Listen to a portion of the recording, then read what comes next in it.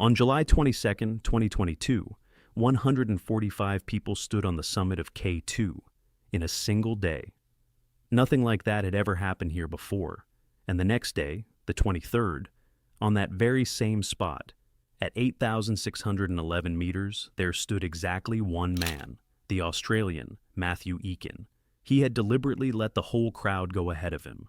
He never came back down, and what happened on the descent has still not been established. In that same small team was a doctor, Richard Cartier. He never reached the top, he turned around earlier. Both of them were lost on the way down, already at the very bottom of the mountain. There's a rule on K2 that you won't find in any expedition brochure. If you can't walk on your own up there, nobody is taking you off the mountain. The reasons are boring and very down to earth. The second highest mountain on the planet rises 8,611 meters in the Karakoram, on the border between Pakistan and China. There's no road in. Getting to base camp takes about a week on foot along the Baltoro Glacier. First rock, then ice, then rock again. That alone rules out any quick help. Every evacuation starts from a place you need 6 days just to reach. Helicopters do fly in Pakistan, and they fly well, but only down low. Above 7,000 meters, the air is too thin. The rotor loses its grip, and there's no landing site on an icy slope anyway, which means a person up there has to be brought down by hand, through steep ice, through rock bands, along fixed ropes where two people can barely squeeze past each other. That kind of work needs fresh men with oxygen. At 8,000 meters, there are no fresh men. Technically, K2 is harder than Everest. There's almost no gentle ground here where you can catch your breath and think. The weather windows are rare and short. Some seasons close without ever really opening. And at around 8,200 meters, the route runs into a narrow ice gully, the bottleneck. Hanging right above it is a giant cliff of glacier ice, a serac. It holds for years and comes down in seconds, without warning. You can't predict a collapse. And you can't really go around the gully either, so every single person heading for the summit ends up underneath that serac. All of it together gives the mountain the reputation it has carried for decades. The steepness and the cold aren't even the main thing. Up there, a person in trouble is alone with it, and stays alone even when other people are standing right beside them. Which makes what happened in July of 2022 look even stranger. There were more people on that mountain in those days than there had ever been. In the entire history of climbing here, from the 1930s up to the summer of 2022, roughly 500 people had stood on the summit of K2. 500 in almost 90 years. Everest lets that many through in one good week. Between 1930 and the year 2000, the mountain allowed about 164 people to reach the top. From 2000 to 2025, around 800, almost a five-fold jump, and most of it falls in the last few years. The death statistics shifted along with it. Before the year 2000, it was roughly 1 death for every 4 successful ascents. By 2025, that share had fallen to 9.5%, 92 dead against 964 ascents. The mountain hadn't gotten a single meter kinder. There were simply far more people in the denominator. Fixed ropes appeared along the whole route, along with oxygen, camps stocked in advance, and big support teams. That whole industry showed up at the foot of a K2 in the summer of 2022. Large commercial expeditions, dozens of Sherpas from Nepal, and Pakistani high-altitude porters, satellite weather forecasts, a depot of oxygen bottles right beside the glacier. One of the groups was working with the expedition operator, Adventure Pakistan Treks and Expedition, and going up the classic line Miu, the Abruzzi Spur. That's the route of the first successful ascent, and it's the one most people still take. The team reached base camp on June 22nd and started the usual cycle. Go up, sleep high, come down, rest, go up again. That's how you teach a body to handle thin air. The group included the Australian Matthew Eakin, the Canadians Richard Cartier and Justin Dubé-Fami, and alongside them, Rob Springer, Jacob Vetch, and Rick Agnew, a tiny team among the hundreds of people gathered under the mountain that summer. Matthew Eakin was 41, and he had exactly 2 lives. On weekdays, he was a Sydney lawyer, a tax specialist in business law, university, law and finance, a suit, meeting rooms. All the rest of his time went to things people don't usually put on a resume: mountain biking, skydiving, base jumping, rock climbing. Mountains weren't a weekend hobby for him. For 8 years, he'd been going on expeditions to Nepal and Pakistan, and he led some of them himself. In 2017, he climbed Manaslu, not the true summit though, but the 4 summit. Back then, that was where almost everyone up there finished their climb. In 2019, he did Broad Peak, the 8,000er next door, the one that gives you a full view of K2. The main thing his friends say about him has nothing to do with summits. Eakin founded an online community called Mountaineers Down Under, a place where Australians, living on a continent with no big mountains, could find each other. By 2022, it had more than 3,000 members. They call him a magnet, and they remember how he pulled people into trying things they'd never have dared on their own. Richard Cartier was almost 20 years older, 60. He lived in Saint-Jérôme, north of Montreal, and worked as a palliative care doctor at the local hospital. That's the specialty where you don't cure, you accompany. The doctor walks a person through the final weeks of their life and makes sure those weeks pass calmly and without pain. The thing everyone else would rather not think about, Cartier dealt with on every shift. He'd been climbing for a long time, and seriously, Denali in Alaska, Huayna Potosi in Bolivia. In the Quebec climbing community, he was well known. At home, he left a wife and 2 grown sons. The third man with them was his fellow Canadian, Justin Dubé-Famy. By the middle of July, the team had worked through the lower rotations and was waiting for the main thing, a weather window. On July 20th, a few hundred meters higher on that same mountain, there was a man climbing who needed to plant a flag. Ali Akbar Saki was 34, an Afghan, an IT consultant and entrepreneur who did charity work. At base camp, he was known as one of the friendliest people of the season. Saki wanted to become the first Afghan on top of K2. On the evening of July 20th, he and a high-altitude porter get caught in bad weather between Camp 2 and Camp 3 at around 7,100 meters. In a video shot at 8:30 in the evening, you can see the 2 of them trying to fight their way out of a squall of snow. After that, the porter goes up to Camp 3. Saki stays on the slope. The wind dies down at about 10:30. The night is clear, the route is strung with fixed ropes, and you can move along it even in the dark. Fixed ropes are lines anchored down the slope that you clip into with a carabiner. They're also the only thread of movement, up or down. But nobody comes down until morning. Around 9 in the morning on July 21st, the Dane Michael Pfeiffer is heading down from Camp 3 with 2 porters and finds Saki alive. They give him oxygen. About an hour later, he loses consciousness and there's nothing left to be done. Richard Cartier examines him and reaches a conclusion that doesn't match the first report of a sudden cardiac arrest. The man had been lying on an open slope for a very long time. By his estimate, about 12 hours. At Camp 3, only 150 meters higher, sat a large commercial team. Oxygen, medication, dozens of people. The published reports contain no answer to the question of why, in more than 10 hours of clear weather, nobody came out to him. Saki's widow would later ask that question in public. That day, everyone coming down passed right by him on the same rope. There was nowhere to go around him. There's only one thread on that route. And a day later, a record crowd would move up it. A few hours before that, on the 21st, 6 Sherpas went up with coils of rope. Their job was to fix the line from Camp 4 to the summit, the snow shoulder, then the bottleneck, then the traverse under the serac. The group only gets out from under that ice cliff at about 5 in the evening. The way is open. On the night leading into July 22nd, dozens of people set out at once from Camp 4 at 7,600 meters. The column stretches across the shoulder, curls around the rocks and funnels into the gully.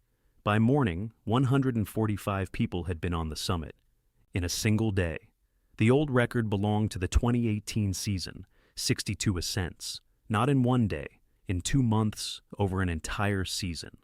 On July 22nd, K2 let more people to the top than in the first half-century of its history. All the big operators went up at once. One team with 23 summits, another with 15, a third with 11. On that same day, Sami Nabaig reached the top, the first Pakistani woman on the highest point of her own country. All of it rested on people you don't usually see in the frame. 88 Sherpas and Pakistani high-altitude workers were on that climb for 54 clients. More than 1.5 support staff per client, denser than on Everest. Because of the queue, they had to fix another 200 meters of rope right there on the move. The weather was exceptional.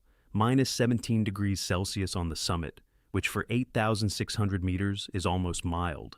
Lower down the mountain, on the other hand, it was unusually warm. In photographs from that day, people are standing in the gully in a tight chain. Hanging directly above their heads is that serac. The queue moves slowly, and waiting under an ice cliff is the only thing left to do. By evening, that whole mass started down. Moving up the same ropes, straight into that flow, was a small group of 3. On July 21st, Eakin, Cartier, and Dubé-Famille reached Camp 3. The push took a long time and wore all 3 of them out. On the 22nd, they went higher, to Camp 4, at 7,600. This is the exact place the record column had left from a day earlier. Now the column was coming back. Passing each other on fixed ropes isn't simple. You have to unclip, get around the person, clip back in, dozens of times in a row. Up there, it's a few tents on a snow shoulder where almost nobody sleeps. There's less than half the oxygen in the air that a body is used to. Cold and wind met the 3 of them at the top. From there, each of them decided for himself. Richard Cartier turned around first. 60 years old, a doctor who had spent his whole life watching people run out of reserves, he decided going any further wasn't worth it. Justin Dubé-Famille spent a few hours in camp trying to warm up. It didn't work. He started down as well. Matthew Eakin stayed in the tent alone. He hadn't gone up with the big wave on the 22nd, and the reasoning behind that was cold and clear. Going up in a queue of 150 people meant standing in the gully under the serac for who knows how long, freezing on the spot, and burning oxygen for nothing. Eakin decided to wait it out. By nightfall, the upper part of the mountain had emptied. The people who'd been on the summit that morning were coming down to Camp 3, to Camp 2, to Camp 1, and on down to the glacier. Up top, there was practically 1 man left. A caveat is needed here. Early reports out of Pakistan described this push differently and gave different dates. According to them, the group was simply finishing its acclimatization and heading down. The data is contradictory. The detailed reconstructions made later confirm this exact sequence. On July 23rd, he went up. The same snow, the same gully, the same traverse under the ice cliff. A day earlier, there had been a chain of people here, stopping and waiting for space to open up ahead. Now, there was almost nobody on the entire upper part of the route. The difference cuts both ways. Moving alone on fresh fixed ropes is faster, and you don't have to queue under the serac. You go through and you're out from under it. But if something happens, there's nobody nearby. On K2, the second thing outweighs the first almost every time. Eakin got through the bottleneck, came out onto the traverse, climbed the final snow dome, and stood at 8,611 meters. Alone. From the summit, he got in touch with base camp and called home to Australia. Took a few photos on his phone. Judging by those calls, those were calm, happy minutes. The man had been walking toward this point for 8 years. The ascent on July 23rd is confirmed by independent sources, both the chronicle of the season and the reconstruction his friends put together later. K2 became his third 8,000er after Manaslu and Broad Peak. For a man who grew up on a continent where the highest mountain doesn't even reach 2,500 meters, this was the peak of his career in the most literal sense of the word. On the 22nd, the mountain delivered a record the entire climbing world was talking about. The queue, the crowd, the photos of a line of people under an ice cliff. A day later, there was 1 man up there, and almost nobody wrote a word about it. All that was left was to get down, about 3.5 kilometers of vertical to the glacier. On big mountains, the descent has long been considered more dangerous than the climb. The goal is already taken, attention drops, and there's nothing left in the tank. That same day, July 23rd, Richard Cartier was moving through the very lowest part of the route. He had turned around a day earlier, giving up on going any higher, and was coming down his own tracks. Camp 3, Camp 2, Camp 1. Below that begins the section people on K2 treat as almost a rest. There's no serac there, no gully, no sheer rock bands, just a long slope leading down to advanced base camp on the glacier. This is where you take the oxygen mask off and start thinking about hot tea and a tent below. Fewer people die on this stretch than anywhere else, and more people relax on it than anywhere else. Below Camp 1, he fell. Nobody saw the moment. On a descent, there are never many options. A foot went out on the ice, a hold gave way. A mistake while changing over between ropes. Not one of them has been confirmed. It was Dubé Fahmy who raised the alarm. He'd come down earlier, was waiting for his partner below, and when Cartier didn't show up, he reported him missing. A search party climbed back up the familiar line and started scanning the slope. The dates here are as muddled as they were for the push to Camp 4. Some sources put the fall on July 20th, some on the 22nd, and the detailed later reconstruction on the 23rd. There's no single version. Everyone agrees on one thing. He fell on the descent on the simplest part of the mountain when he was almost back. 2 days earlier, it was Cartier who had examined the Afghan climber on the fixed ropes and told the others there was nothing left to be done. A doctor who had spent his whole life accompanying other people's endings, and who here turned out to be the one pronouncing death, never made it to the glacier himself. During those hours, Matthew Eakin was high on the mountain and knew nothing about any of it. Base camp heard his voice a few more times. After the summit, he started down. He reported that he'd passed the bottleneck, meaning the most dangerous place was behind him. He went by Camp 4. After that, down the Abruzzi Spur, the familiar line he'd been climbing for weeks. It's like a staircase made of rock steps. Below Camp 3, the route goes through the Black Pyramid, a steep band of shattered rock, and lower still through House's Chimney, a narrow vertical chimney you climb on a rope. On the way up, places like that take all of your attention. On the way down, after a day without sleep, there's almost nothing left to take. The last time anyone heard from him was at Japanese Camp 3, at 6,960 meters. Eakin passed on that he was taking a break, resting, and heading further down. After that, contact stopped. Vertically, he had come down almost 1,700 meters from the summit. The gully behind him, the serac behind him, Camp 4 and Camp 3 too. What was left was the lower third of the route, the part you covered dozens of times during an expedition and where you don't usually expect trouble. What happened next, nobody knows, and probably nobody ever will. In the rescuer's estimation, he fell somewhere below Camp 2. His death is dated July 25th. No witnesses, no signal, no recording.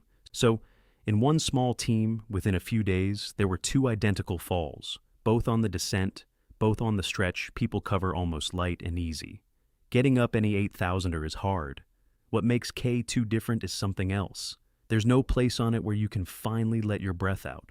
On July 25th, two climbers were coming down just above advanced base camp and noticed a man lying on the slope. It was Eakin.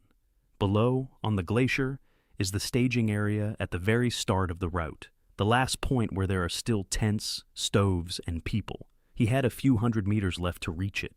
The two of them couldn't do anything. Getting a man down on the strength of two exhausted people is impossible. They went down for help. Right after they left, a small avalanche came down the slope. Not a catastrophic one, not the kind that wipes out camps. Exactly the kind that was enough to bury one particular spot. When people came back, there was nothing left on the surface. For the next 2 days, teams dug through snow and ice. The spot was known, the depth wasn't great, and they worked at it hard. It didn't help. Avalanche snow sets like concrete, and a shovel won't touch it. Eakin was left where he lay. The spot was fixed precisely. On the map, it's known down to the meter.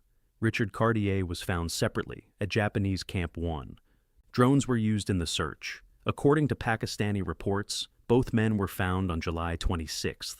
Here the sources diverge again, by a day. He was brought down and buried at the foot of K2, not far from base camp, the place where the ones they managed to carry down stay. The news reached Australia and Quebec almost at the same time.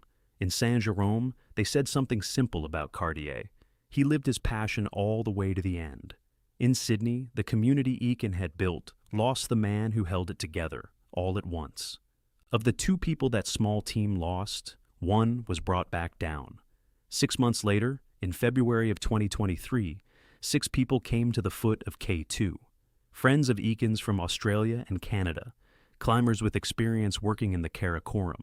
Winter wasn't chosen by accident. At that time of year, the mountain is at its driest. There's the least snow on the lower slopes, and there's a chance the spot they needed would be exposed. The expedition was put together by his sister, Danielle Bonington. The money for the 3-week trip was raised through donations. The family wasn't planning to take him home to Australia. That would have cost impossible money. The idea was to bury him at the foot of the mountain, in the same place where Cartier had been laid to rest. They brought ground-penetrating radar, a device that sees through snow and ice and shows what's underneath. They had the coordinates. The job looked doable. 3 weeks of work gave them nothing. There was too much snow, and the avalanche conditions were too dangerous. In July of 2023, the family announced that they had not managed to bring Eakin down. That same summer, on that same mountain, the opposite happened. A Pakistani team of 10 under the leadership of Abid Saad Para brought Ali Akbar Saki down from around 7,200 meters. The same Afghan Cartier had examined a year earlier. It took 6 days and support from the army. The first recovery in K2's history from that kind of height. In his chest pocket, they found an Afghan flag placed there by a Pakistani climber back on the route during the farewell. The 2022 season closed with numbers that sit badly next to each other, around 200 ascents, more than in any single year before, and 3 people dead. The mountain let all of those people up and stopped almost none of them from coming down. Almost. Matthew Eakin is still on K2. The place where he lies is known down to the meter, and it changes nothing. August 13, 2006, 8,350 meters. The summit of K2 is about 200 meters away, roughly 2 hours of climbing. 9 people are strung out along the slope, all clipped in, the weather is holding, and the summit is already in sight. A few seconds from now, 4 of them will no longer be on that slope. The strangest part of it is the silence. No roar, no rumble, no crack underfoot. The survivors heard nothing at all. The expedition was led by Yuri Uteshev, a man with 4 8,000ers behind him. 4 of his people were never brought back down from the mountain. A coal mining region in the middle of Siberia rarely comes up in conversations about the big mountains. The Kemerovo region has no peaks worth traveling far to reach. Only low ridges where city climbing clubs teach beginners to walk on snow and tie knots. Everything else has to be looked for thousands of kilometers away. And yet, from the mid-90s on, expeditions start leaving these towns of coal and steel for the Himalayas. There is a program running, a new objective every year, each one higher than the last. In 1995, the regional team climbs Dhaulagiri. A year later, Makalu. A year after that, Lhotse. Then Everest. In less than 10 years, the climbers of Kuzbass collect 4 of the 14 highest peaks on the planet. In those years, very few regional teams in the country could claim anything like it. The money comes together from all sides, part from the region, part from local industry, part out of the climbers' own pockets. There are no professional contracts here. The whole thing rests on climbing clubs, on coaches, and on people who work ordinary jobs and spend their vacations on 8,000ers.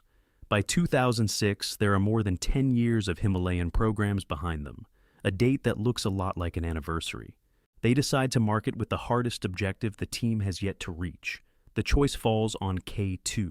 The project is given the name K2 Kuzbass 2006 and the patronage of the regional governor, Aman Tuleyev.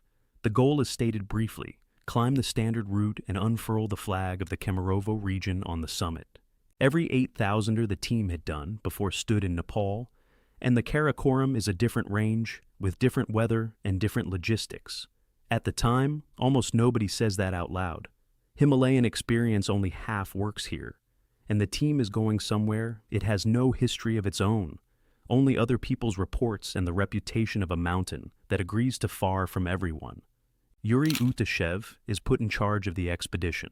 He was born on January 12, 1955, and he lives and trains in Mezhdurechensk, a small town in the south of the Kemerovo region, squeezed in between rivers and open-pit coal mines. The Soviet and post-Soviet school of high-altitude climbing had its own unwritten exam, the 5 7,000ers of the former Union, Peak Communism, Lenin Peak, Peak Pobeda, Kan Tengri, and Peak Korzenievskaya. Anyone who did all 5 earned the title of snow leopard. In this profession it carried more weight than any medal, Uteshev does all 5. Then come the Himalayas, and they come thick and fast. All 3 of the team's first 8,000ers are done with him. 3 years in a row without a break. Not many people can hold that pace. In 2001, he climbs Everest. By the statisticians' count, Uteshev turns out to be the 1,000th person to set foot on the highest point on the planet. A round number in a list that has been kept since 1953. Up there, a number like that gives you nothing. Down below, it makes his name recognizable far beyond the region. By the summer of 2006, he is 51. That is the age when high-altitude climbers usually move into coaching and guiding, or start going up less often and more carefully. Uteshev is still active, a master of sport, the most experienced high-altitude climber in Kuzbass. The whole Himalayan program of the region rests on him. On paper, he is appointed for his credentials. In practice, it is because there is nobody else. He has been through almost everything this team has been through. For Uteshev himself, this climb looks like a summing up. One team, all of its summits, and one last objective, the hardest one, that simply has to be reached. 3 more names stand next to his on the expedition roster. Alexander Foyt from Novokuznetsk, born in 1958. Here the sources disagree. Some give January 13th, others January 26th. Team coach and vice president of the Regional Mountaineering Federation. A 2-time champion of Russia, with Everest and Lhotse to his name. He is responsible for preparing the others, training plans, workloads, selection. Coaching in mountaineering means years of watching who handles altitude and who starts to come apart up there. Pyotr Kuznetsov is from Krasnoyarsk, the same age as Foyt, born on May 19, 1958. A major figure even by the standards of the capital. International master of sport, 2-time champion of the USSR, champion of Russia. A 4-time snow leopard, meaning he climbed all 5 7,000ers more than once each. Everest is on the list too. But the main line in his biography is a different one. Kuznetsov is part of the first ascent of Lhotse Middle, 8,414 meters, where nobody had climbed before that expedition, one of the last unclimbed summits of that height, and it was Russians who took it. The 4th is Arkady Kuvakin from Kemerovo. He is 32, a candidate for Master of Sport, with 3 7,000ers behind him.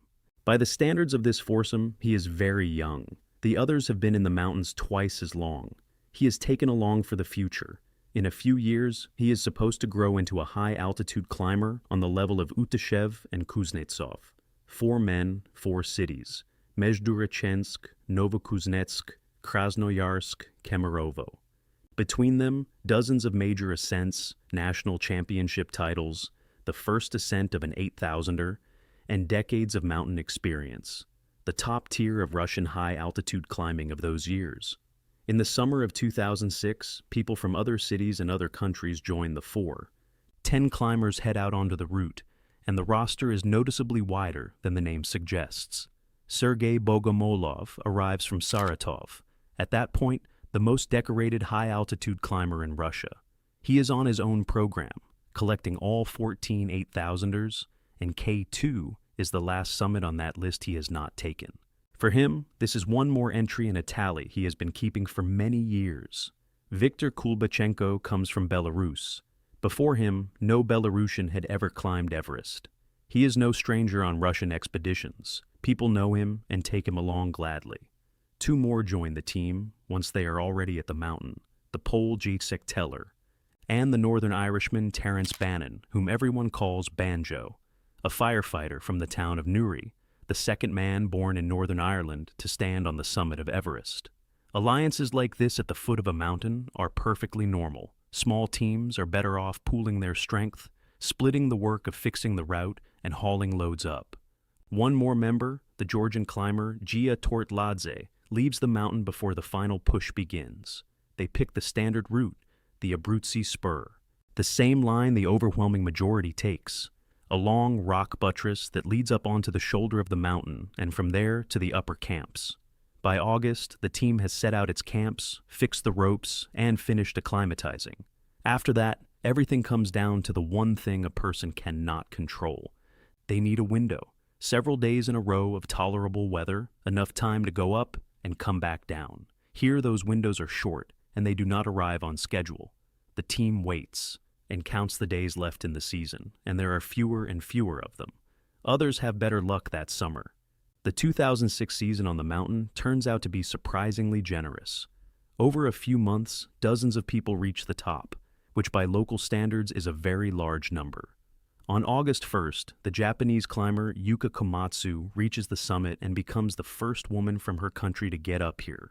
That same season, the Spaniard Jordi Corominas solos the Magic Line, one of the hardest routes on the mountain, which before him only a handful of people had managed.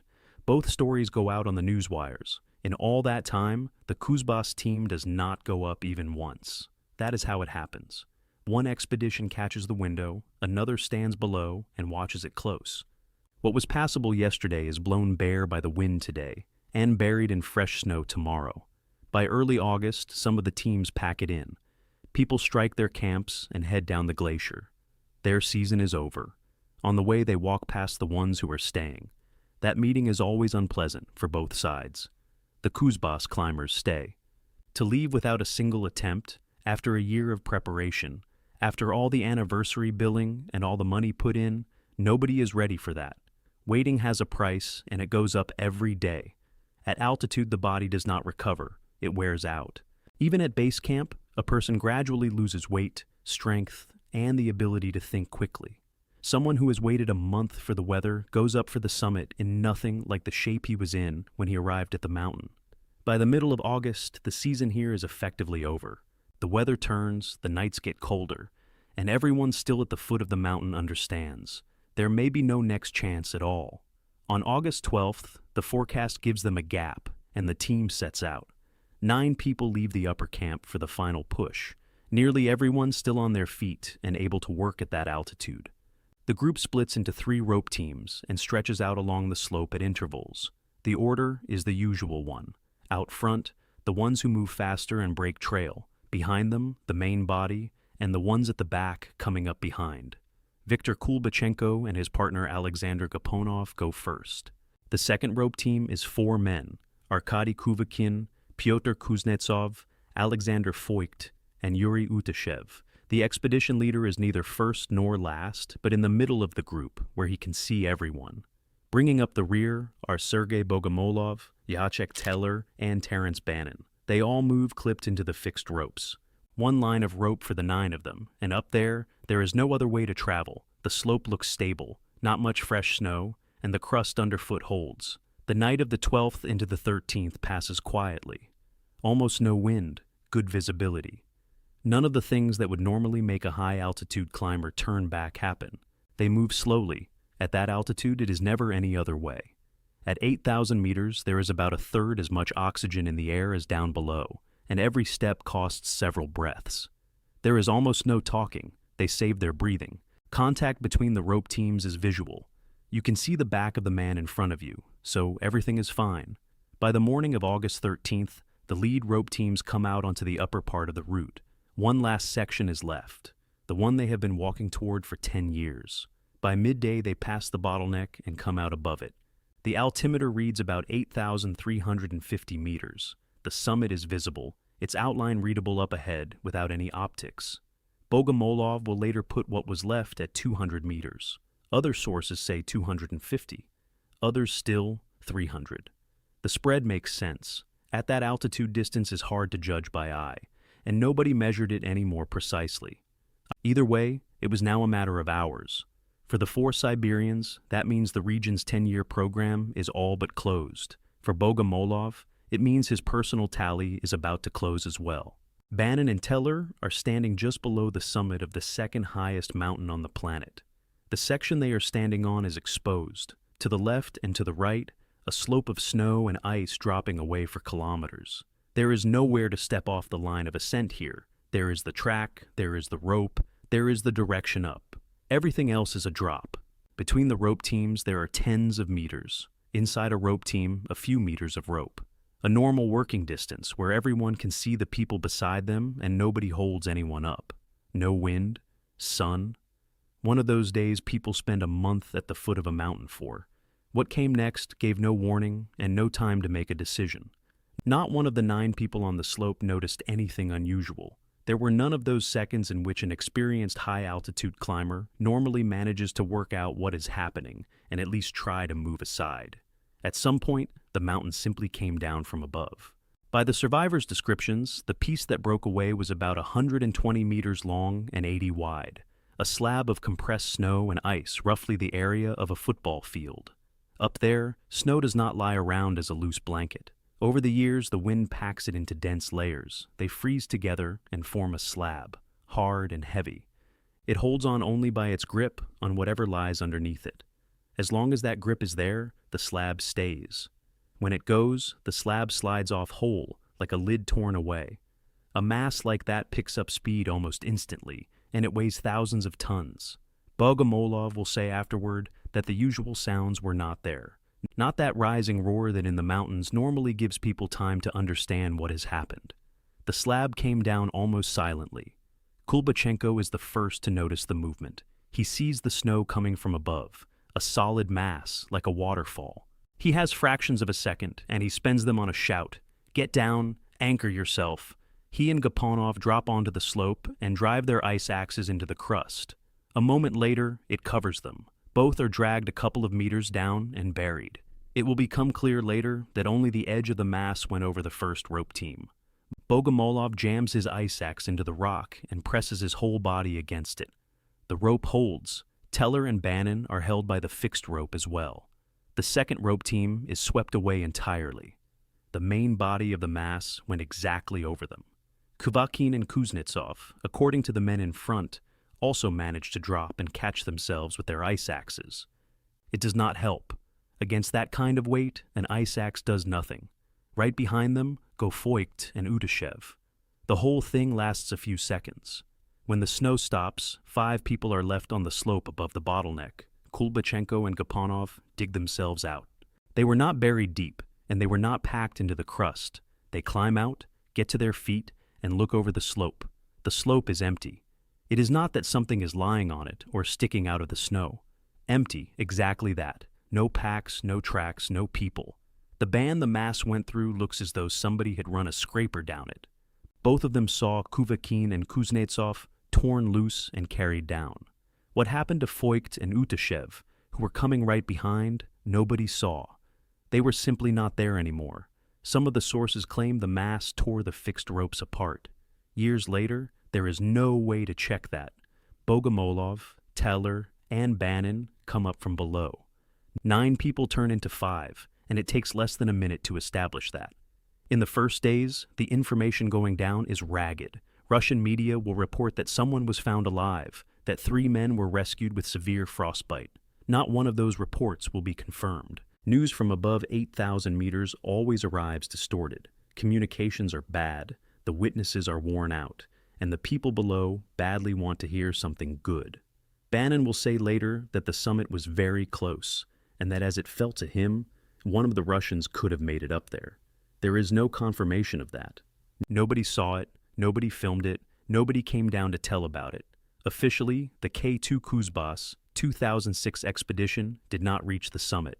5 men are standing above 8,300 meters. Below them is a section they have to go through all over again. And somewhere further down are the 4. In that minute, nobody is thinking about the summit. They start down at once, and the descent turns into a search. They look over every part of the slope, crevasses, wind drifts, rollovers, anything that could have held something back. They move slowly. Every extra hour up there takes away what is left of their own strength. All 5 have spent longer above 8,000 meters than planned, and after the slide, the slope has become even less predictable. They get down to a mark of about 7,800 meters. Nothing. The mass went far lower than anyone could search on foot. That is where everything physically possible comes to an end. Nobody gets taken off heights like that. Not by machine, not by a rescue team. The only people who can help here are the ones standing next to you. And there was no longer anyone left to help. Pakistani military helicopters are brought into the search, but they can only work down at the foot of the mountain along the glacier. The men could have been carried kilometers down, and picking a person out from the air amid that chaos of ice blocks is close to impossible. A few days later, the 4 are officially declared dead. The expedition is wound up. The camps come down, the gear is packed, and the team walks back down the glacier, the same way it came at the start of the summer, only 4 men short. Bannon will put it briefly: no mountain is worth a fingernail, and a summit is worth nothing at all next to 4 lives. He gives himself his word never to come back here, and he keeps it. In Siberia, the news spreads within a day. The men who died here are their own, faces people know, not surnames from a bulletin. For Russian high-altitude climbing, this is a loss on 4 levels at once. Gone is the man who took the region onto 8,000ers, the coach who trained the regional squad, one of the strongest climbers in the country, and a young athlete they had been counting on for years ahead. In 2007, Pyotr Kuznetsov is posthumously awarded the title of Honored Master of Sport.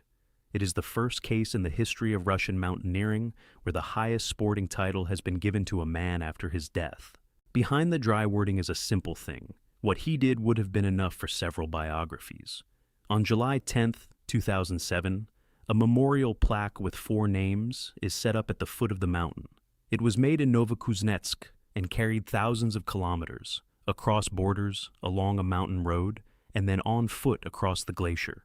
Among those who traveled out to install it were relatives of the men who died. In December of that same year, a documentary assembled from the expedition's own footage is shown in Novokuznetsk. Most of the shots were filmed by the men who never came back from the mountain.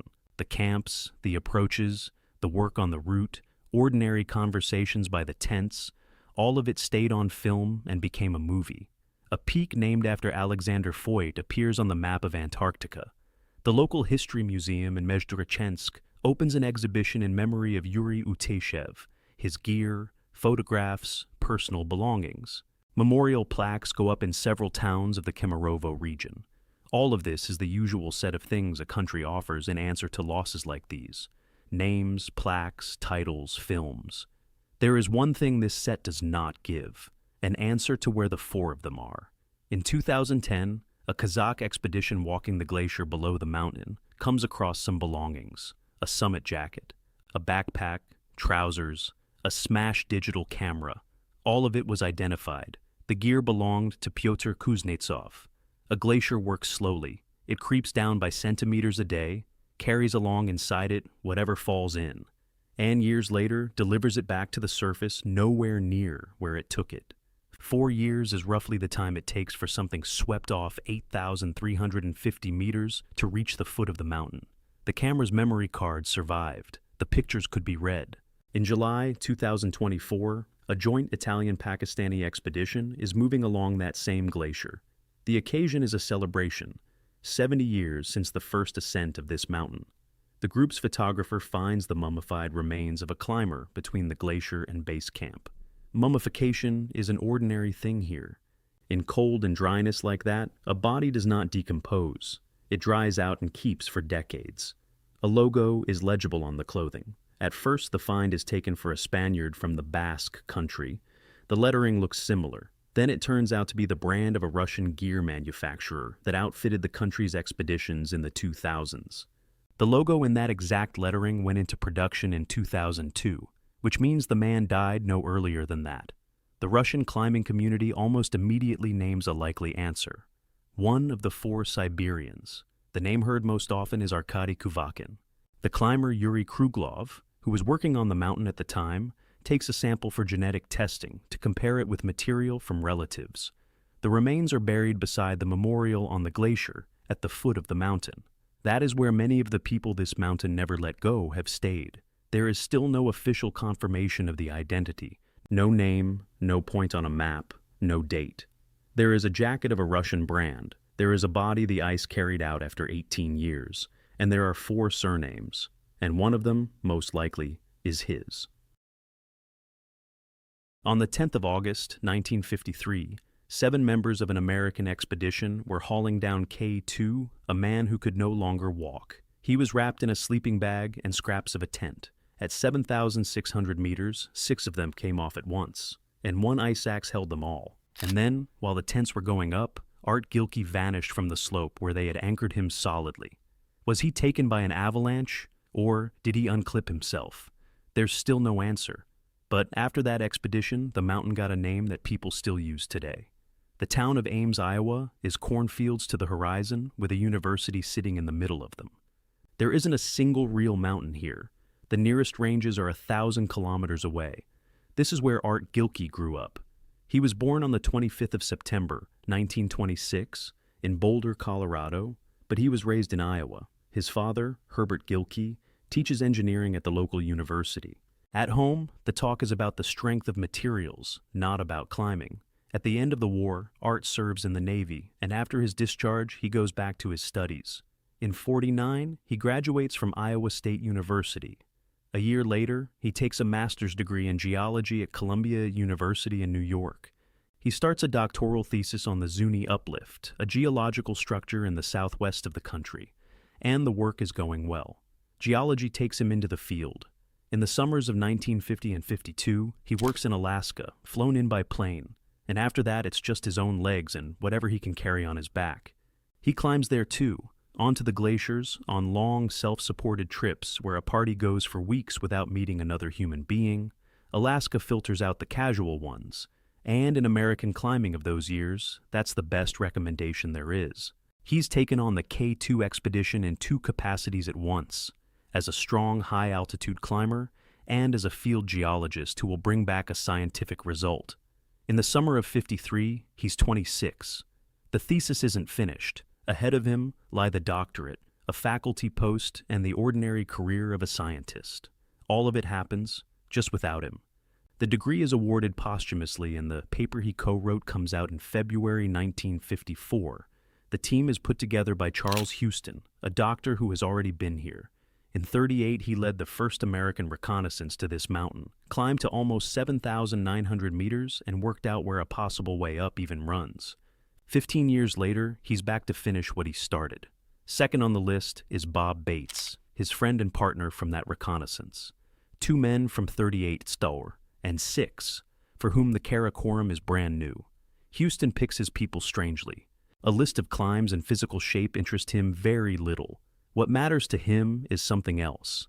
How a man behaves when everything goes wrong, in rain that won't stop, in a foreign country, in a cramped tent on the 5th day. Strong climbers are everywhere. Who you can stand a month with, shoulder to shoulder, is a separate question. A few weeks later, it turns out he was right. Pete Schoening is an engineer from Seattle, the youngest in the group and the toughest. George Bell is a physicist from Los Alamos who works on nuclear calculations. The biggest and heaviest man on the team, D. Molinaire, is a geologist and an artist who draws mountain panoramas by hand. Robert Craig is a ski instructor. The 8th is the Briton Tony Strether, the only non-American in the party. He's brought in to run the loads and the porters, and on the mountain he turns out to be one of the strongest of them all. At the end of May, they gather in Rawalpindi. On the 20th of June, they set up camp at the foot of the mountain. Ahead of them are 2 months of work on an unclimbed peak. They fix the Abruzzi spur like a construction site stood on end. First, the party works out a stretch of slope, then hauls loads up to it, pitches tents, comes back down to rest, and goes up again. Every kilogram goes up on their own backs. Above base camp, they have no high-altitude porters. They take almost no oxygen. The gear of 1953 is heavy and temperamental in the cold, so the team deliberately goes light, betting on their own lungs. The route is the same one as in '38. A long rock buttress, houses chimney in the middle of it, and above that, the way out onto the shoulder of the mountain. There isn't a single rope on these rocks that belongs to anybody else. Every rope hanging here, they fix themselves. Gilkey works on equal terms with the rest. He fixes the route, carries, breaks trail. In between, he takes geological observations and collects rock samples, which he'll later haul back down in his pack along with everything else. For his thesis, the Karakoram gives him nothing, but a geologist can't look at a cliff as just an obstacle. By the 1st of August, Camp 8 is standing, around 7,800 meters at the base of the mountain's shoulder. From there, the plan is simple. On the 3rd of August, 2 men go higher and set up Camp 9, above 8,200. On the 4th, if the weather allows, they go for the summit. On the 2nd of August, all 8 men gather in the camp at 7,800. About 800 vertical meters are left to the highest point, one good day's work. So far, the mountain hasn't let anyone up there. On the night of the 3rd of August, the wind arrives. a steady, heavy flow that leans on the tents and never leaves again. By morning, it's clear the summit push is off. By evening, that it's off for a long time. The storm holds them in the camp at 7,800 for 8 days and nights. 8 days in sleeping bags, with almost no food and almost no water. 25,500 feet, the way they counted it back then. Up here, the body doesn't recover. It only spends itself. There's exactly one way to stop that: go down. The wind tears at the tents. One of them is shredded completely. Its occupants move in with the neighbors, and now there are 3 men in space meant for 2. Stoves won't light in wind like that, or they go out after a minute. No flame means nothing to drink. At altitude, moisture leaves with every breath, and without liters of melted snow, dehydration arrives in a couple of days. They have no radio. Down below, nobody knows what's happening at 7,800, and nobody is coming. In 53, there is physically no way to take a man off this height. Everything they have is each other. On the 6th of August, someone says the word down out loud for the first time. Not an order yet, just a thought being tested. The season is slipping away, the supplies are melting, the summit isn't happening. The decision is all but made. By the 5th day of the storm, they're counting hours. Hungry, dehydrated, but healthy. No injuries, no frostbite. That's the last thing anyone will be able to say about this team. On the 7th of August, the cloud lifts for the first time in days. The wind drops enough to unzip a tent and crawl outside. Men get out onto the snow and stretch their cramped legs. A hope appears that the storm is over and there's still time to do something. Gilkey takes a few steps from the tent and collapses unconscious. Houston is a doctor, and he's the only one who can understand what's happening. He examines Gilkey right there on the snow. The left leg is swollen and painful. The diagnosis is obvious without any tests: thrombophlebitis. Clots have formed in the veins of the leg, dense plugs that block the vessel. Down at sea level, this is treated with rest, warmth, and drugs that stop the blood clotting any further. At 7,800 meters, there is none of that. Altitude works against a sick man all by itself. The body pumps out more red cells to pull oxygen from the thin air, and the blood gets thicker. Lying still in a tent does the rest. The main danger isn't the leg itself. A clot can break loose and travel through the vessels into the lungs. When it gets there, part of the lung simply stops working. At an altitude where there's already 3 times less oxygen than normal. 3 days from now, Gilkey will show signs that this has already happened. Houston says it straight. If Gilkey stays here, he dies. Not in a week, in a matter of days.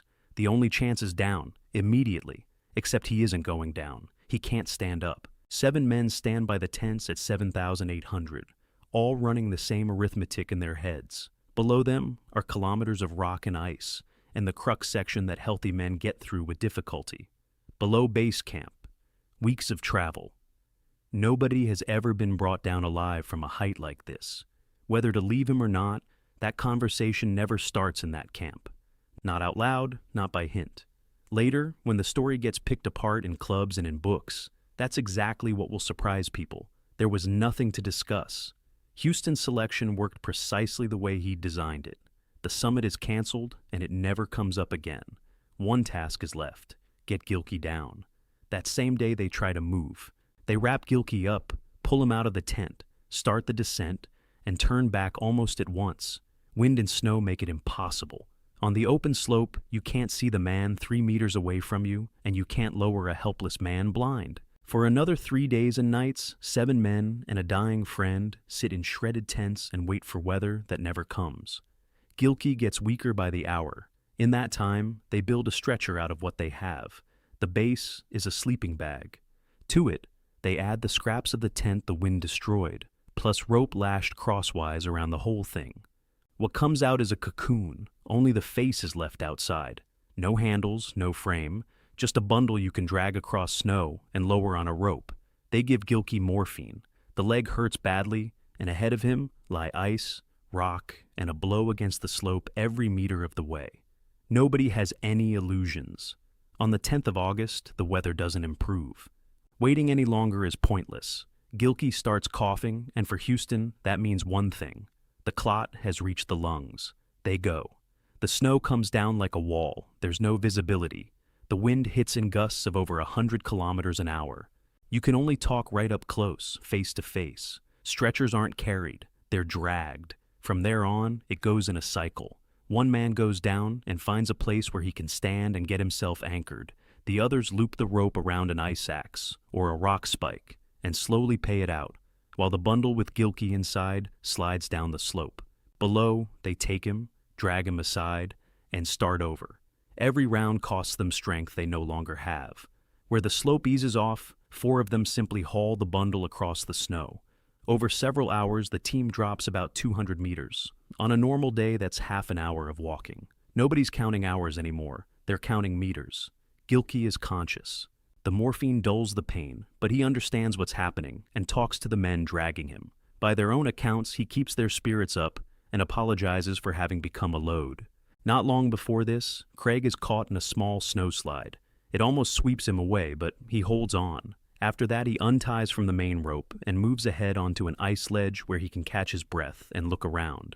The rest, Houston, Bates, Bell, Strether, Molinaire, Schoening, and Gilkey himself, stay tied into one system. Camp 7 is about 180 meters away. There's a platform there, tents can go up, and everything gets easier. One last thing stands between them and it. A traverse of a steep ice slope. There's no way around it. George Bell goes first across the ice. He's roped to Tony Strether. Bell steps onto a patch of hard verglas. The crampons don't hold. He loses his balance and goes down the slope. The rope between Bell and Strether comes tight and yanks Strether off his feet. He's dragged down, and on the way he catches the second rope, the one joining Houston and Bates. Both of them are pulled off. Their rope catches the third, with Molinaire on it, and Molinaire is tied to Gilkey's stretcher. In a few seconds, 6 men are falling, tangled into one system. Below them, more than 2 kilometers down to the glacier. Pete Schoening is above them. He's belaying Gilkey, and he's the only one on the rope still on his feet. He has no anchor and no piton. He has an ice axe and a big rock frozen into the slope. Belaying the stretcher, he had already driven the axe into the fern behind that rock, wrapped the rope around the shaft, and run it across his hips. Now, he braces into the slope with his whole body. A moment later, the weight of 6 men arrives. Ropes back then were made of nylon, and under load they stretch. The men said afterwards that the rope shrank almost by half in thickness, but it didn't break. The shaft of the ice axe is wooden. Nobody made any other kind at the time. Schoening holds. He holds for exactly as long as it takes for the men below to stop sliding, find purchase, and get back on their feet. Not one of the 6 goes down to the glacier. In climbing, that episode has been known ever since by one simple name, the belay. A few minutes later, once everyone is anchored on the slope, the price becomes clear. Houston is in a bad way. A blow to the head, concussion, a chest injury, his pack gone. He doesn't understand where he is and keeps repeating the same question. Where are we? The expedition leader is walked down, all but carried, by Craig, who wasn't in the pileup. Molinaire has gashed his thigh and broken a rib. Bell has lost his glasses and his mittens. His hands and feet are frostbitten. The rest have bruises and complete exhaustion. In 4 days they've barely slept. It's evening. The altitude is around 7,600 meters. The wind and the snow don't stop. The tents aren't up. They're in the packs, and some of the packs went down the slope with the men. There are 7 men on their feet on an ice slope, and most of them can't work anymore. There's no choice. First the platform and the tents, or nobody survives the night. Then move Gilkey. They leave him where he hangs, a little off the line of descent. 2 of them drive ice axes into the fern and anchor the stretcher to them solidly. They tell him they'll come back for him as soon as there's somewhere to put him. The distance to the tent site is about 150 meters. They'll have to cover it twice. First over there, then back again, for him. The men go ahead. Those who can still work cut a platform into the slope. The others sort through what's left of the gear and get 2 tents up. Houston is led inside. The job takes about 40 minutes. Gilkey is left alone, tied to a slope at 7,600 meters, seeing nothing but snow. Someone on the platform will say later that he heard a shout from over there. Short, muffled, through the wind, no words you could make out.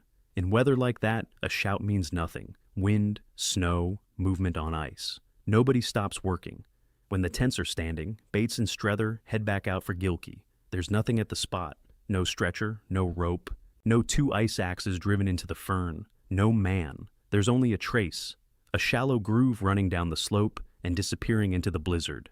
Bates and Strether shout. There's no answer.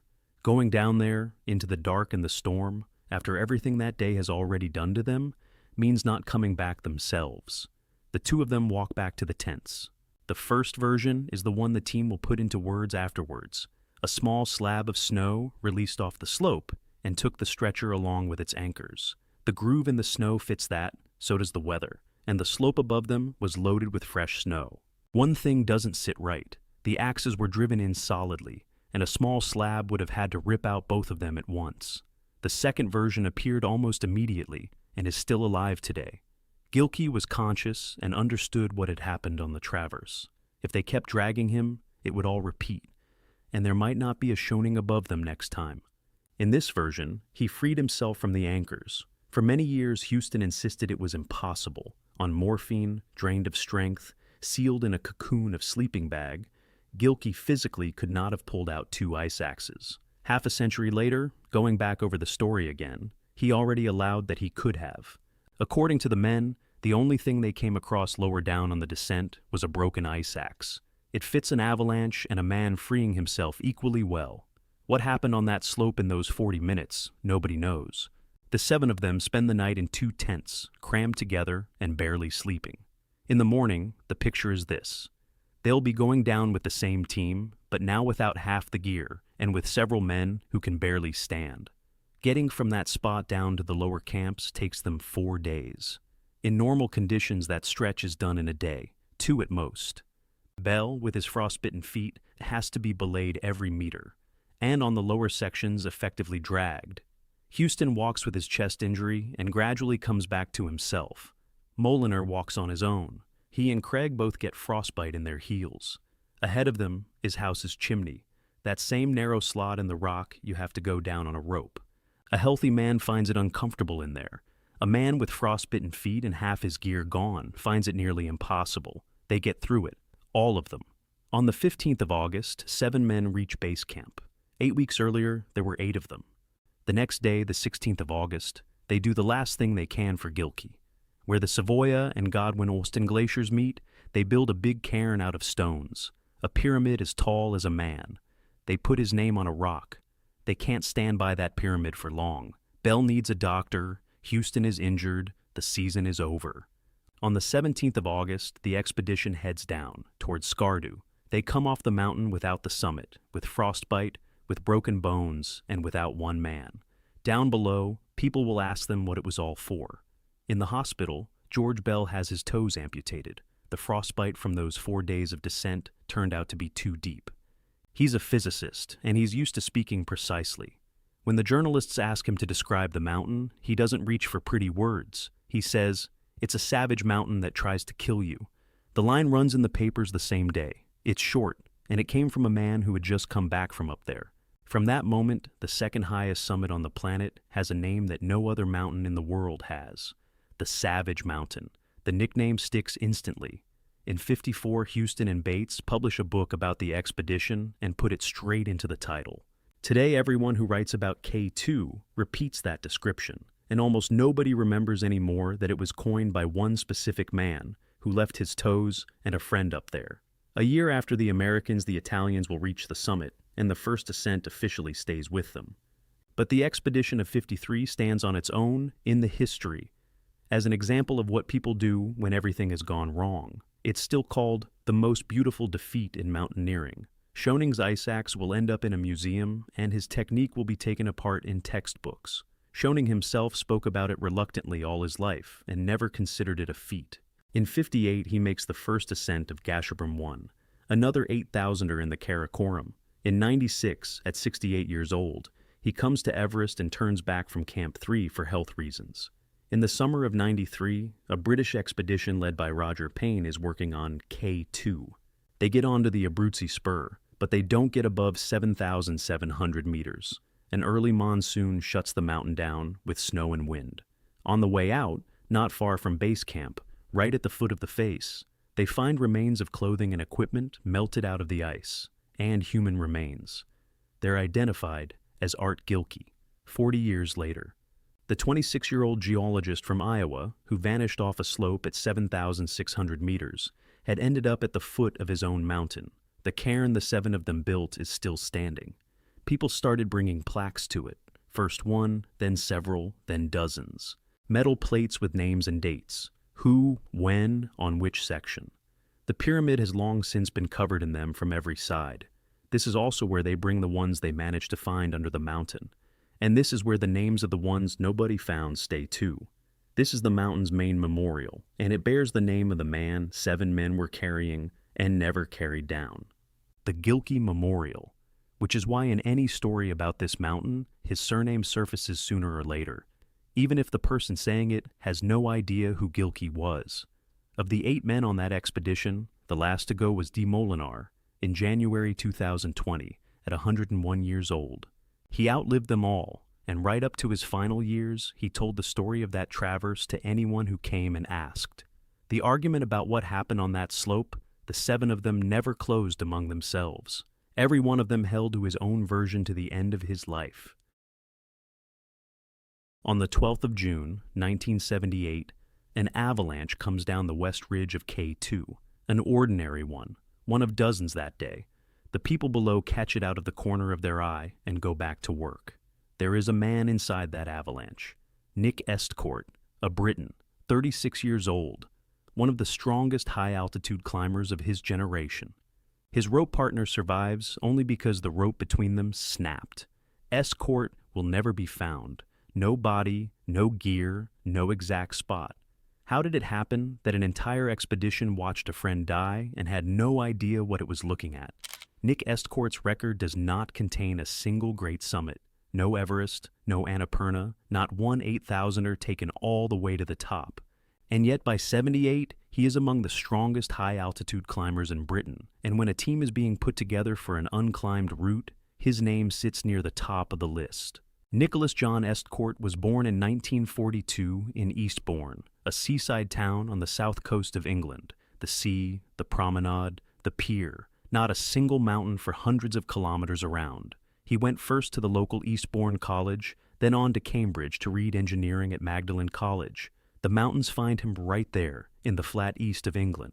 At university, he joins the Mountaineering Club, and in 63-64, he becomes its president.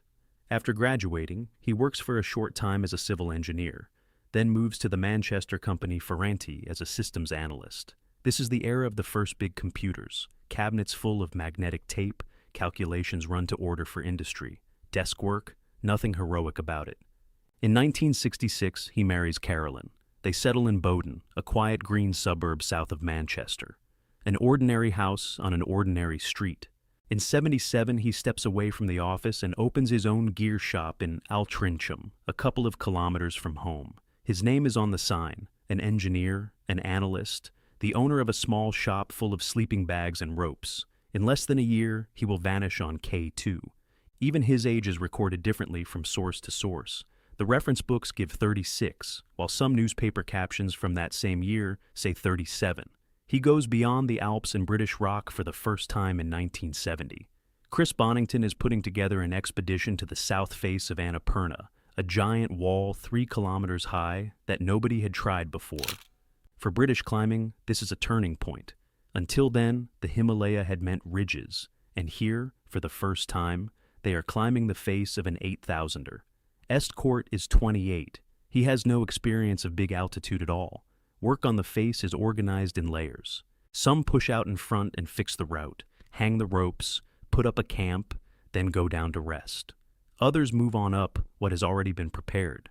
In a system like that, somebody inevitably burns himself out in the middle of the route. The hardest stretch of ice on the face, between the camps, is climbed by Estcourt and Martin Boyson.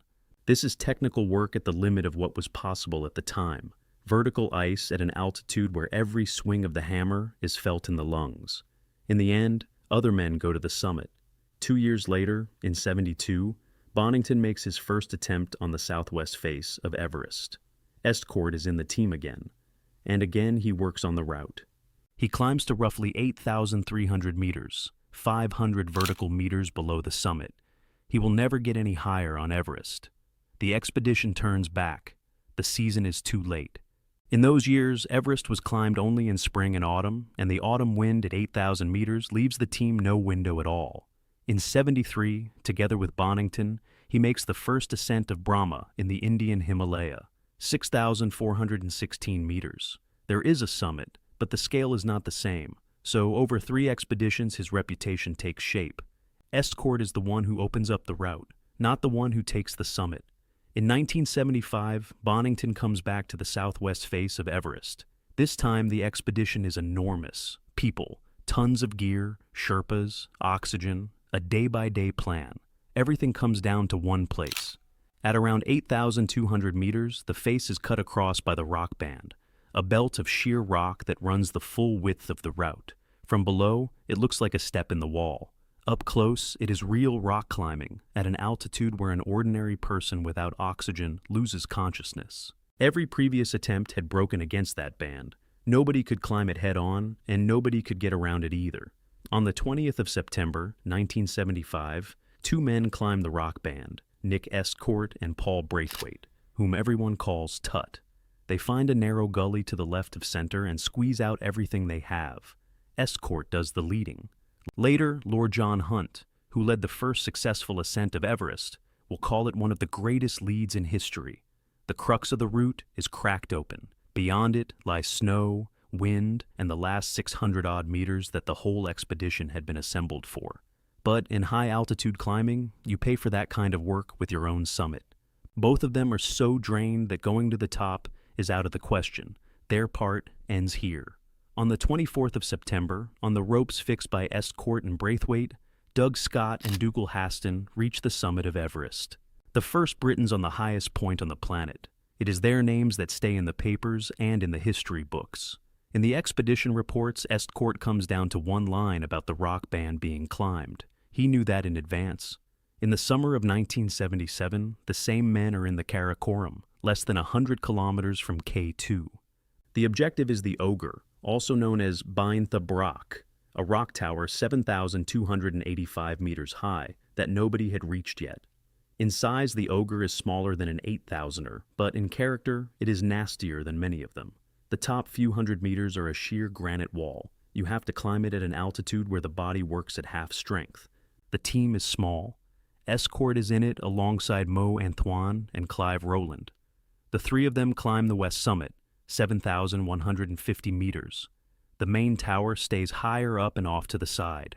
Braithwaite is knocked out early on by falling rock and never gets to the top. On the 13th of July, Bonington and Doug Scott reach the main summit.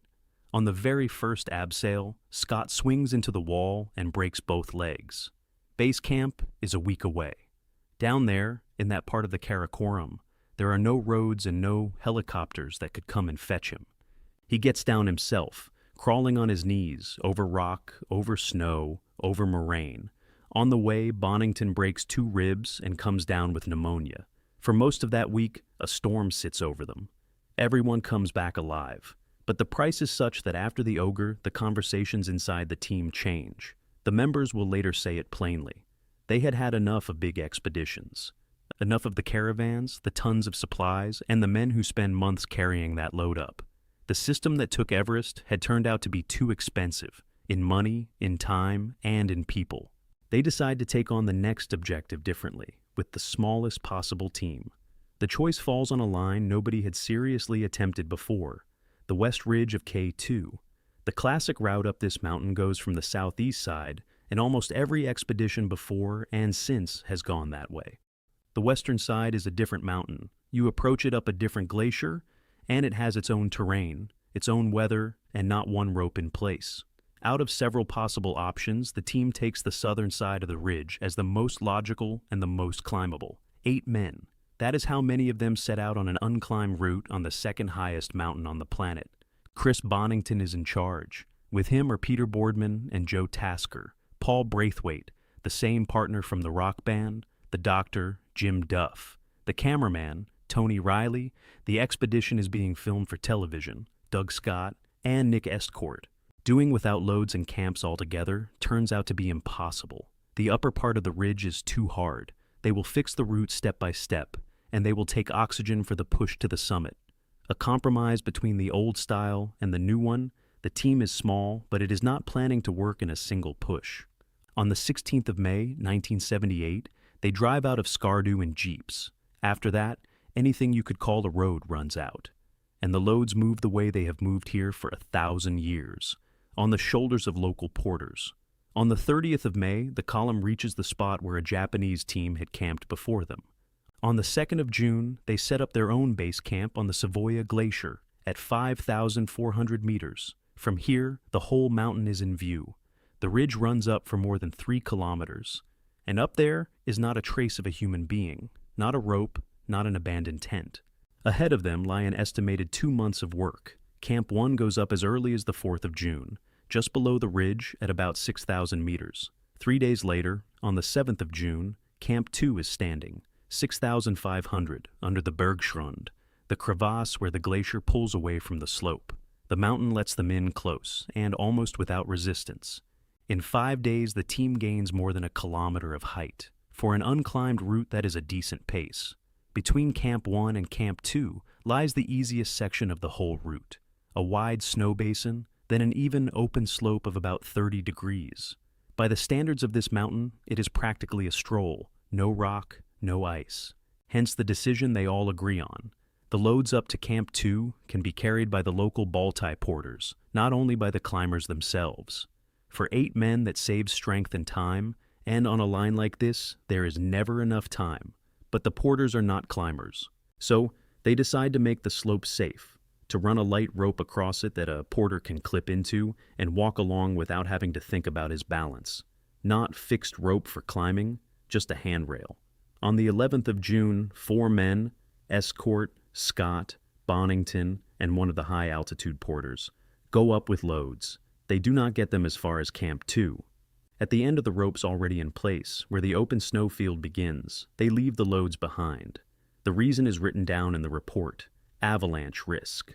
An open field with no rocks and no breaks in the angle is a surface off which, given the chance, the snow slides in one piece. Nobody can calculate a slope like that precisely. The snow on it changes with the weather, with the sun, from hour to hour. They go down. The plan for tomorrow is to come back here, run the rope all the way to the tents of Camp 2, and start sending the porters up. The morning of the 12th of June turns out clear. Good weather on K2 is rare. A clear sky here means one thing: everyone who can work goes to work. Bonington is ill that day, cannot work, and stays below. 3 men head up. Doug Scott goes first. The same Scott who 3 years earlier had reached the summit of Everest on ropes that Estcourt fixed on the rock band. Second comes Estcourt himself. Last on the rope is a high-altitude porter by the name of Kamajan. Different sources write his name differently: Kamajan, Kwamajan, Kwamarjan. The Latin script of those years rendered local names however it could. The 3 of them reach yesterday's loads. Here they sort through them, share them out between the rucksacks, and step onto the open snowfield. On each man's back are tents, food, rope, and fuel for Camp 2. Then the work they came here for begins. Scott goes in front, paying out the light rope and placing snow anchors as he goes. Short stakes driven into the firm snow, with the line clipped to them. Slow, monotonous work. Walk 10 meters, place 1, clip in, walk on. Estcourt keeps to the middle. The porter is at the back, all 3 on one rope, as you were supposed to be on snow. The slope is gentle, the sky is clear. The tents of Camp 2 are not far off now. They are already in sight. This is the most boring part of the route. Not the ridge and not the face. The road from one camp to another, the one they would walk dozens of times in both directions over the coming weeks. Within a few days, porters with sacks were meant to be moving along it. Scott is almost at the tents. 60 meters higher up the slope, the snow splits along a fracture line. It is a wind slab. The wind strips snow off the ridge and lays it down on the lee slope in a dense, compacted layer. A hard crust on top that is easy to walk on, and beneath it a loose layer that holds that crust exactly as long as it holds. A slab does not break gradually. It releases as one whole sheet, across its entire width at once. The section that goes is about 180 meters wide, or 150 by other estimates. The whole slope slides away under the feet of the 3 men. Scott is out in front and ends up at the top edge of the flow. The rope tied to his waist snatches him off his feet and drags him down head over heels. What saves him is his load. The heavy rucksack digs into the snow and works as an anchor. Scott is dragged along the slope, but he stays near the surface. And then the rope between him and Estcourt snaps. A rope binds two men into one fate. Climbing rests on that. Here it worked the other way round. Had it held, most likely both of them would have gone down. The mass of moving snow would have torn Scott away after him, along with his rucksack and every anchor he had managed to place. Estcourt is in the middle of the slope, right in the center of the releasing slab. There is no getting out of there. The middle of the floe carries everything caught in it all the way to the bottom. After that, nobody sees him. Judging by the terrain, the floe goes down over the rock and ice cliffs below the snowfield. Estimates of the distance differ. Some sources say 760 meters, others 900. Scott and the porter are alive. All of it takes a matter of seconds. On the field where 3 men were working a step earlier, 2 were left. The avalanche was seen from other points on the mountain as well. Lower down and off to the side, there were people working at that moment. Snow comes off the slope. White dust billows. It roars. It passes. That is all. On mountains like this, avalanches are not an event. They are weather. They come down constantly, in the morning, in the middle of the day, after sun, after snowfall, all by themselves. You can count dozens of them in a day.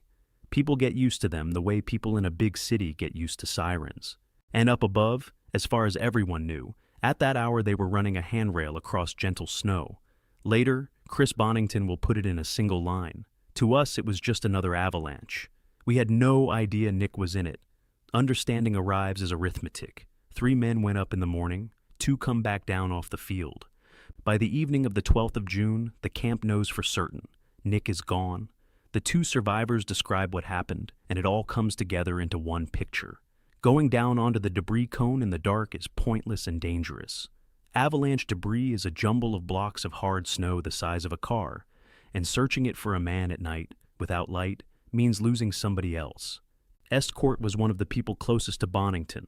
Many years later, Bonington will say that of all the losses, this one hit him harder than the rest. On the morning of the 13th of June, Doug Scott goes down there, alone, over fresh snow, following the line down which the man he had been roped to had gone the day before.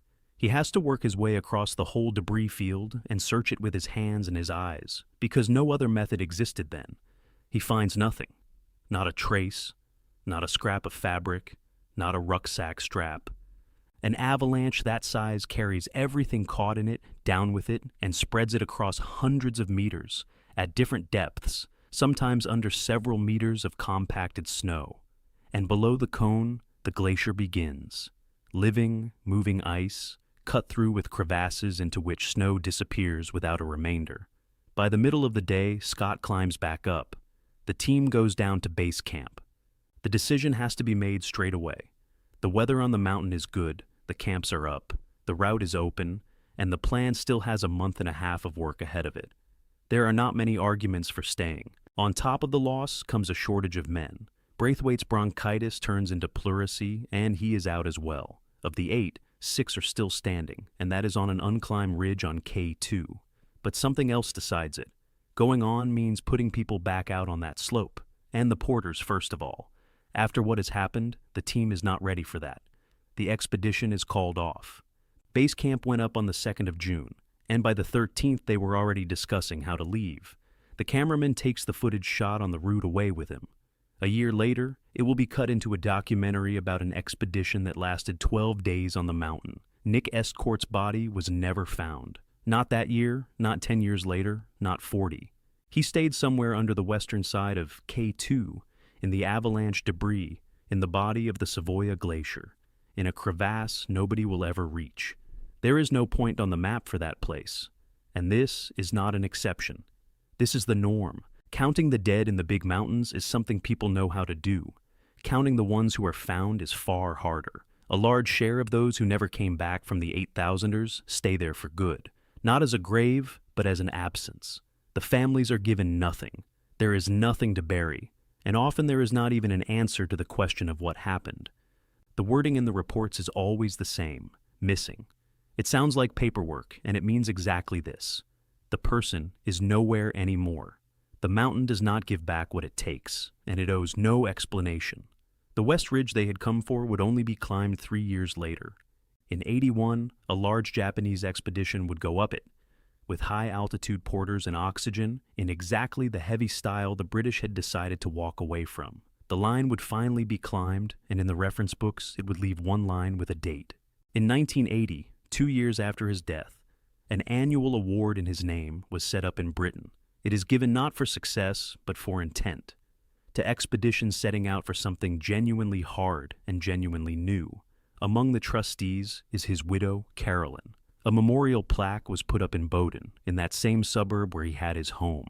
And at the foot of the mountain itself, on the stone memorial that gathers the names of everyone it has taken, the local porters fixed a plaque of their own. The English on it is wrong. The words are simple. It says that this is in memory of a man who gave his life for the great cause of mountaineering. A plaque with his name stands on a rock at the foot of the mountain he stayed inside. There is no getting any closer to him than that. In July of 2018, K2 was in headlines all over the world. A record season, the first ski descent from the summit in history, a man found alive by a drone on the mountain next door. And almost nobody noticed that in those same weeks, the mountain took 2 lives. A Canadian at 6,700 meters and a Japanese climber at 8,300. Both deaths were witnessed by the same person, an Irishman who was pushing for his own summit that season. 2 years earlier, this mountain had already let one of those two walk away alive. What saved him was a storm. In the summer of 2016, the Canadian Serge Dessureault comes here for the first time. Behind him are the Himalayas and years of work on 8,000ers. But he knows about K2 in advance. It behaves nothing like anything he has climbed before. The team goes up the classic route and settles into Camp 2. On the schedule, the next stop is Camp 3, higher up, closer to the summit push. Then the weather steps in. The sky closes over the Karakoram. The wind pins people to the slope. Dessureault spends several days in a tent. It is the most draining state there is in the mountains. You're doing nothing, and you're burning through yourself hour by hour. When the storm dies down and visibility comes back, something strange turns up. Camp 3 is gone. An avalanche has swept the tent platform away. By his own plan, Dessureault should have been in exactly that spot on exactly those days. A stupid waste of time. That's how it had looked a week earlier. And that is the only reason he's still in one piece. People take that kind of thing differently. Some close the subject forever and never come closer to the mountain than a photograph. Dessureault folds up the expedition, walks down, and carries home with him not fear, but an unsettled score. Afterwards, he talks about K2 like unfinished business, something he has to come back to and see through. The next 2 years go into a second attempt. Money, talks with partners, putting a team together. In between all of it, he goes to work. He will come back here in the summer of 2018, and this time, he will never reach Camp 3, the camp that saved him back in 16 by disappearing. Across the ocean, in downtown Montreal, stands the building of Fire Station 19. The shift here is run by a man who joined the service on the 3rd of July, 1990. He has never changed profession since. By 2018, he has 28 years on the job and the rank of captain. It's a rare combination. Firefighting doesn't leave long gaps, and high-altitude expeditions need months at a stretch. Dessureault builds his life, so there's room for both. His colleagues get used to it. Every now and then, the captain disappears to another continent for a few weeks, then comes back and clocks in for his shift as if nothing had happened. In the mountains, he has a different reputation, a man people follow. He was the first Quebecer to climb Everest by the North Route, the harsher, less crowded side. He led expeditions to Cho-Oyu, Manaslu, Makalu. K2 is the last missing piece on that list. He wants to become the first Quebecer with both Everest and the second highest mountain on the planet. In 2018, he goes to K2, no longer as a rank-and-file member. An international group of 9 comes together under his leadership. The plan is K2 first, then, if things work out, Broad Peak next door. The Quebec core of the team is himself, Nathalie Fortin, and Maurice Beauséjour, 3 people from the same place, going to the same mountain with the same idea. The walk to base camp takes several days on foot. On the way, they run into the Briton Jake Meyer, who climbed K2 with Dessureault back in '16 and remembers perfectly well how that attempt ended. Meyer meets Dessureault's wife. She's walking in with the team as far as the foot of the mountain. An ordinary scene on the approach. Hellos, a quick check of plans, an agreement to meet up higher. On the 6th of July, the team moves on to the middle section of the mountain. This isn't the summit push yet. The weather window is still 2 weeks away. This is the routine of the season, the body getting used to thin air, and without it, nobody reaches the top. Dessureault spends the night of the 6th to the 7th at Camp 2. In the morning, the descent toward base camp begins. Ahead lies House's Chimney at about 6,700 meters, a well-known, unpleasant spot. A narrow rock chimney that every single person has to pass through. Going down, you rappel on a fixed rope. You hang on it with your whole weight and trust it completely because there is no other option. That same morning, the Irishman Jason Black is working this section. He's 47, from Letterkenny in County Donegal, and K2 isn't his first big mountain. He and Dessureault know each other. Black calls him a close friend. According to Quebec sources, the fall happens at 9:25 local time. In Montreal, that's 25 minutes past midnight, the time difference that will bring the news home in the dead of night. Black is right there. By his account, the rope snapped. Dessureault went past his right shoulder. The Irishman put the fall itself at 1,000 meters. On this mountain, what comes after that is always the same. Up above, there are still people who have to go down that very morning, on those very same fixed ropes. What happened to that rope? Nobody knows to this day. There is no official finding on this fall. There is an assumption, repeated by almost everyone who was on the mountain at the time. The fixed rope gave way, and here the versions split. The first, the rope was old, left over from previous seasons. On K2, that's an everyday thing. Fixed lines hang for years, chewed by wind and burned by ultraviolet, and a completely worn-out rope can still look perfectly serviceable from the outside. The second, the rope was new but damaged by a falling rock or by a crampon. Telling one from the other after the fact is close to impossible. Between the point where it broke and the place where everything was found lie kilometers of slope. Black puts it briefly. It was the same rope they had all been using. The accounts of where exactly the fall happened don't line up either. Some sources point to the section just below Camp 2 at House's Chimney. In his own telling, Black places Dessureault higher up, between Camp 2 and Camp 3.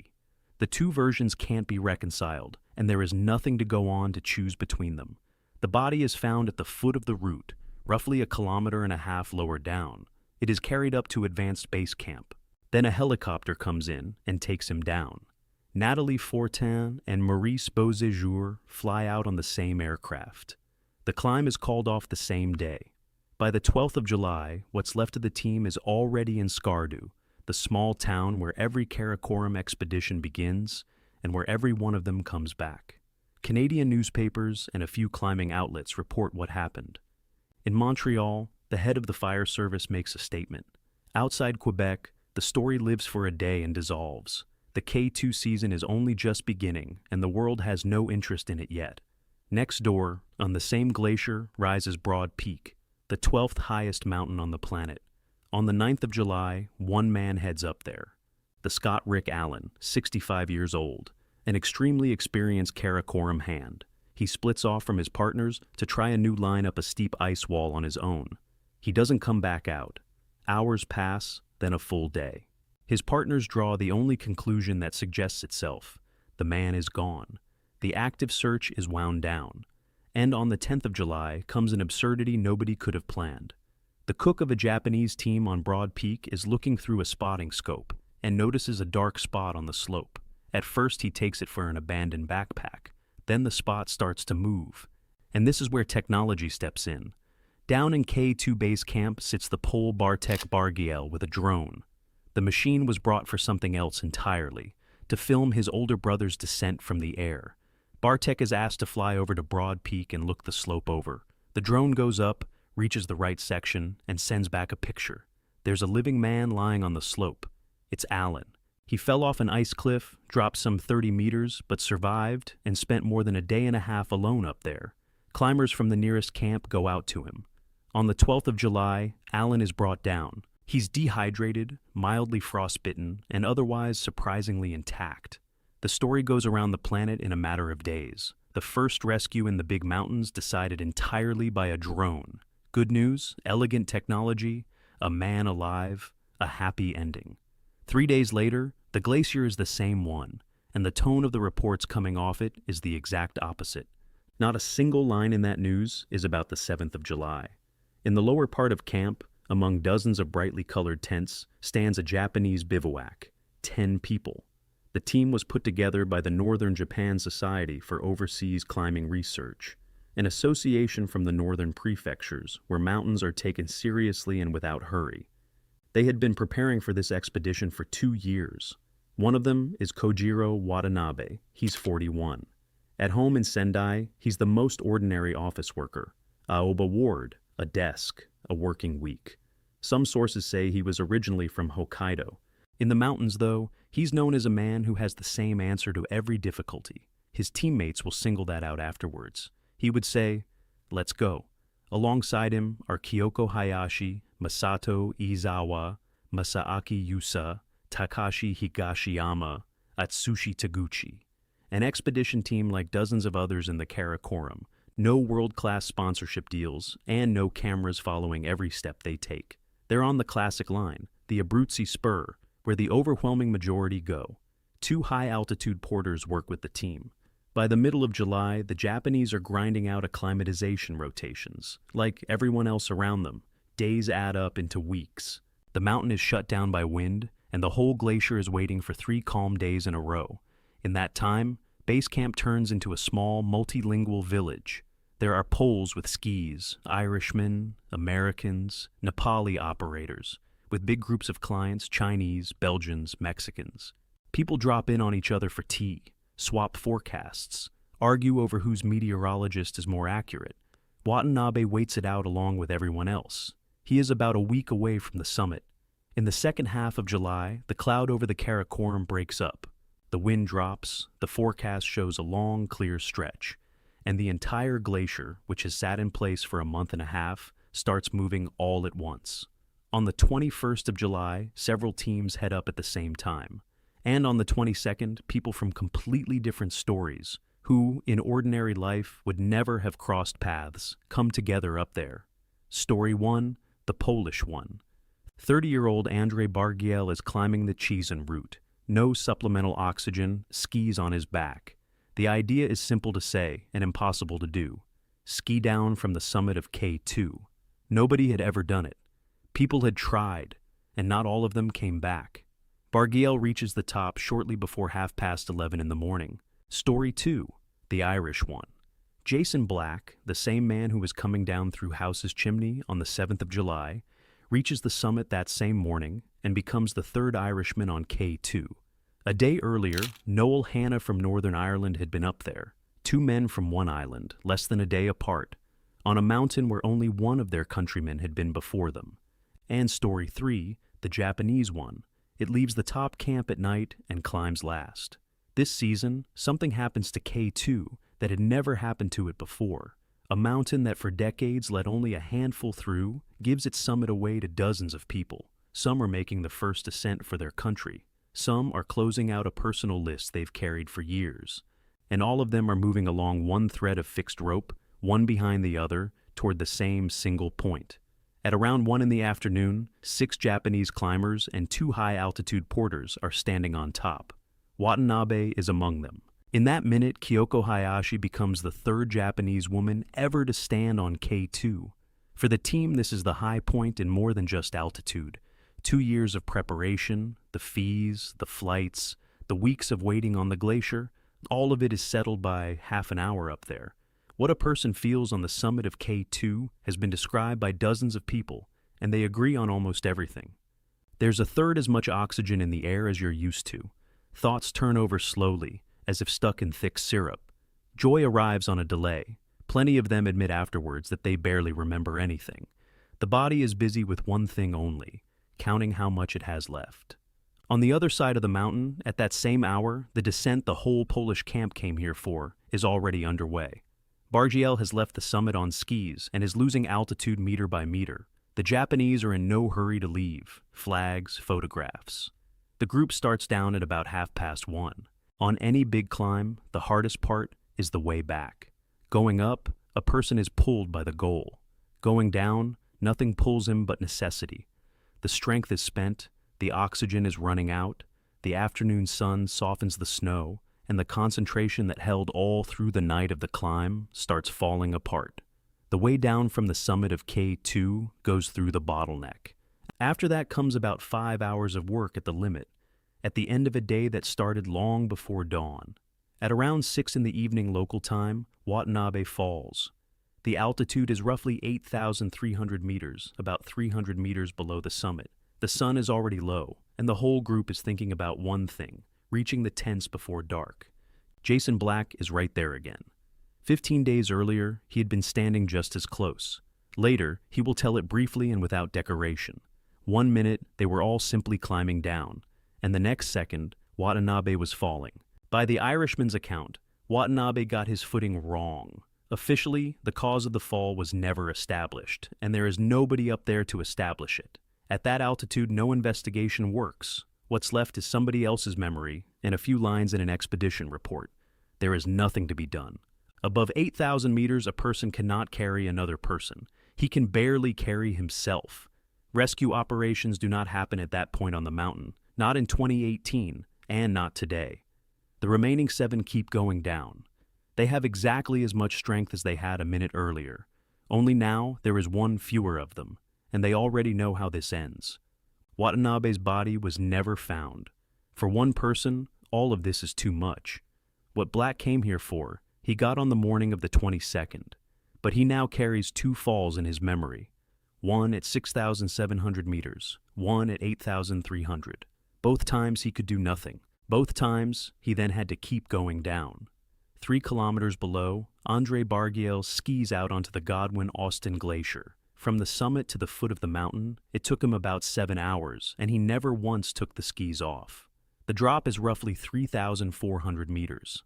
His line stitched together pieces of different routes: the Abruzzi Spur, the Chiesen route, a traverse under the Seracs, the old Kukuchka and Piotrowski line. Where the snow ran out, he looked for a way around. Where there was no way around, he went with what there was. 2 people filmed it: the cameraman, Piotr Pavlus, and the drone in his brother Bartek's hands. The same machine that had found Rick Allen alive on Broad Peak. Bargiel's descent becomes world news that same evening. That's not a figure of speech. The story runs in hundreds of outlets in dozens of languages, picking up video and analysis along the way. In those same hours, a second report goes out from base camp. A 41-year-old Japanese climber died on the descent after a successful ascent. A few lines in the specialist press, a short item in the Japanese news. The difference here isn't editorial cynicism. One story has a plan, a hero, a film crew, and a clear ending. The other has only a name, an altitude, and a date. The first one you can show. The second one you can only report. On the 24th of July, the rest of the Japanese team comes down to base camp. The expedition is over. By the end of July, the last teams leave the glacier. In the summaries, this season will be called the best in the mountain's history. Over the whole 2018 season, around 60 people reached the summit. The previous record had stood since 2004, 51 ascents. In 18, K2 saw its first climber from Mongolia and its first woman from Latin America, and 7 women in total made it up, also more than ever before. In the column of losses, 2 lines. Serge Dessureault, 53, Montreal, died on the 7th of July at 6,700 meters, 2 weeks before the summit days, rappelling down the same rope they had all been using. He came here a second time, after a storm in 16 accidentally led him away from a platform that an avalanche then wiped out. He never became the first Quebecer with both Everest and K2. Kojiro Watanabe, 41, Sendai, died on the 22nd of July at 8,300 meters, 5 hours after doing the thing he had spent 2 years preparing for. Jason Black went home to Donegal. He put it plainly. Yes, he was frightened, and he wasn't going to play that experience down or up. About the climb itself, he was even shorter, that it was hell, absolute hell, and back.